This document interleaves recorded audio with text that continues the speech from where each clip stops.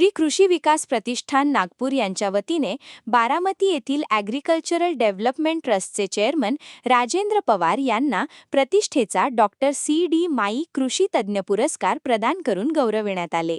केंद्रीय मंत्री नितीन गडकरी यांच्या प्रमुख उपस्थितीत आणि हस्ते हा पुरस्कार प्रदान करण्यात आला. राजेंद्र पवार यांनी ॲग्रिकल्चरल डेव्हलपमेंट ट्रस्टच्या माध्यमातून राज्यातील शेतकरी आणि कृषी क्षेत्राच्या विकासासाठी मोलाचे योगदान दिले आहे.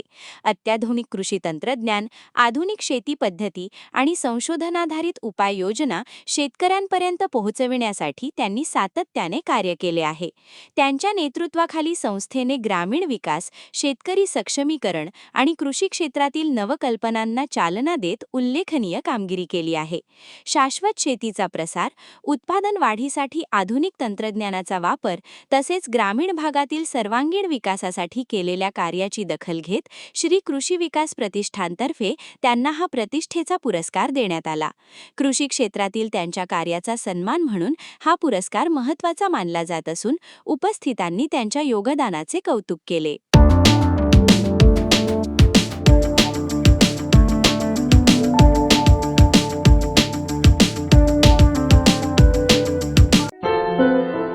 क्या हुआ बहू? माँ, पाइल्स की बहुत तकलीफ हो रही है। तो तुम गुदरोग सर्जन के पास क्यों नहीं गई?